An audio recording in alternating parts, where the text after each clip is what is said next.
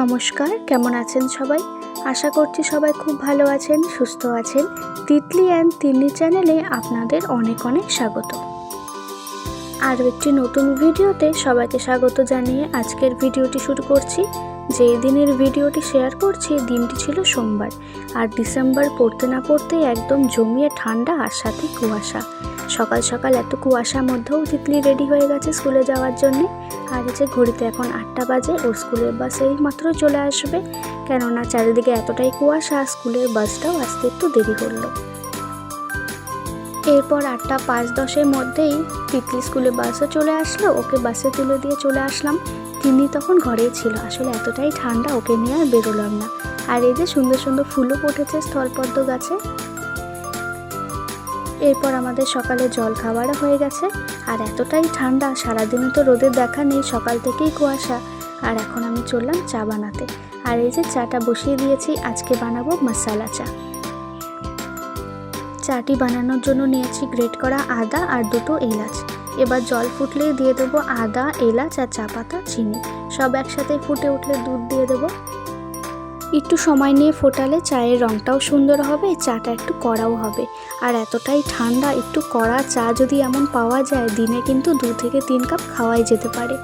আর এই যে চা একদম রেডি। এবার সকালে চাও খেয়ে নেব, তারপর চলে যাব দুপুরের রান্নাতে।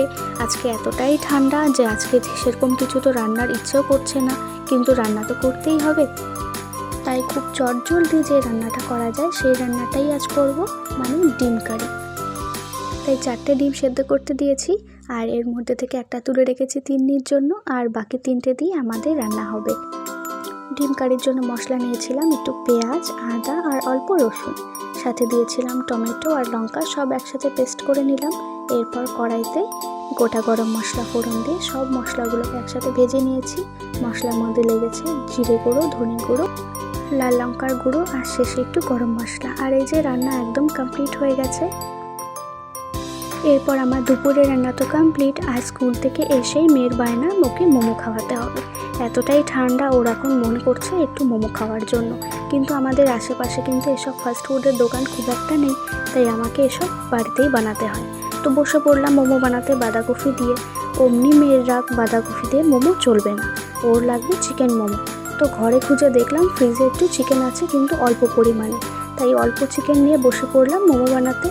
আর মোমো বানানোর জন্য লাগছে এখানে একটু চিকেনটাকে আমি একটু পেস্ট করে নিয়েছি। তার জন্য লাগবে একটু পেঁয়াজ, একটু ধনে পাতা, একটু আদা রসুন কুচি, একটু লঙ্কা কুচি, সব একসাথে মিশিয়ে নিলে রেডি মোমোর পুর।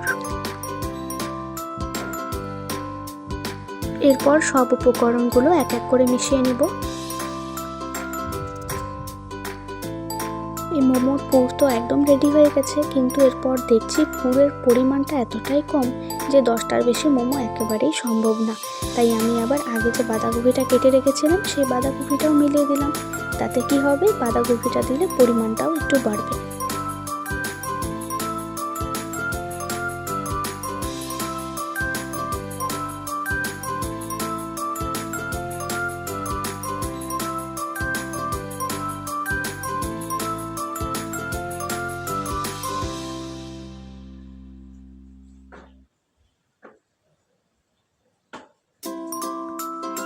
মোমো বানানোর জন্য পুর তো রেডি হয়ে গেল, এরপর ময়দাটাও রেডি করে নেব।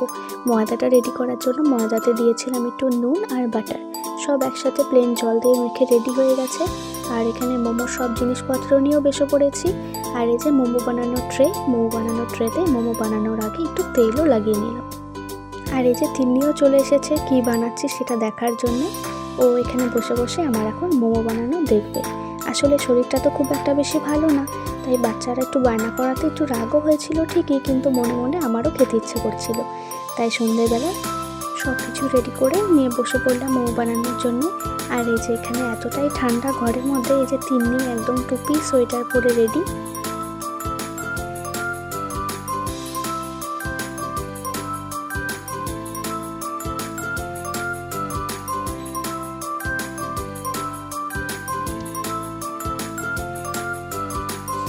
শুধু তো 1-2 মোমো বানালে হবে না, বেশ খানিকটাই বানাতে হবে। তাই তিতলিকে সাথে নিয়ে আমি বসে পড়লাম মোমো বানাতে। ও আমাকে এই গুলিগুলো বানাতে সাহায্য করছিল। আর আমার বেলতেও সুবিধা হচ্ছিল এর জন্য। এরপর দুজনে মিলে বসে পড়লাম মোমো বানাতে। আসলে শরীরটা তো কদিন ধরে ভালো নেই, এই ঠান্ডায় জ্বর সর্দি কাশি প্রত্যেক ঘরে ঘরেই হচ্ছে। আর বাড়িতে বাচ্চাদের হলো, তারপর একে একে বাড়ির সবার, তাই খুব একটা শরীরটা ভালো নেই। তাই সন্ধেবেলা ইচ্ছে না থাকলেও আমাকে বানাতে হলো। এরপর দেখতে দেখতে তো অনেকগুলোই মোমো বানানো হয়ে গেছে। আর সন্ধেবেলা যদি এরকম গরম গরম মোমো পাওয়া যায়, সবাই খুশি, বাচ্চারাও খুশি, সাথে বড়রাও। আর এখানে কিছুটা মোমো আমি বয়েল করতেও বসিয়ে দিয়েছিলাম, যেটা একদম রেডি হয়ে গেছে। এবার নামিয়ে নিলাম একটা প্লেটে, একটু ঠান্ডা হলেই বাচ্চাদেরকে দিয়ে দেবো। আর এই যে এখানে 1 প্লেট মোমো একদম রেডি। আর প্রথমেই দিয়ে দিচ্ছি আমি তিতলিকে, কেননা ওর জন্যই বানানো, তাই ওর জন্য 1 প্লেট সাজিয়ে দিয়ে দিলাম। আর মোমোর সাথে তো চাটনিও বানাতে হয়, চাটনিটাও এক ফাঁকে আমি করে নিয়েছিলাম। তার জন্য লাগবে একটু টমেটো, একটু রসুন, আদা কুচি, আর হলো গোটা শুকনো লঙ্কা। আর যেহেতু বাচ্চারা খাবে, তাই ঝালের পরিমাণটাও এখানে কমই আছে। আর বড়রা খেলে তো ঝাল দিয়েই খেতে পারে, অসুবিধে নেই। আর এখানে একটা মোমো তো তিন্নিও নিয়ে বসেছে, আর তিন্নিও কিন্তু মোমো খেতে ভীষণ ভালোবাসে। আর এরপরই 2 বোন মিলে বসে পড়েছে মোমো খাওয়ার জন্যে। আর এরকম শীতের সন্ধ্যায় যদি গরম গরম মোমো পাওয়া যায়, বাচ্চা থেকে বড় সবাই খুশি। আর সেটা যদি হয় বাড়িতে বানানো, তাহলে সেটা হবে হেলদি আর টেস্টি। আর এভাবেই শীতের সন্ধ্যাটা বেশ ভালোই কাটলো। তো আজকের ভিডিওটি এ পর্যন্তই। আজকের ভিডিওটি এখানেই শেষ করছি। ভিডিওটি কেমন লাগলো সেটা অবশ্যই জানাবেন। ভিডিওটি যদি ভালো লেগে থাকে একটি লাইক কমেন্ট শেয়ার করবেন। আর চ্যানেলটিকে সাবস্ক্রাইব করে পাশে থাকবেন। ভিডিওটি দেখার জন্য অসংখ্য ধন্যবাদ। আপনারা সবাই ভালো থাকবেন, সুস্থ থাকবেন। আবারও দেখা হবে পরের ভিডিওতে।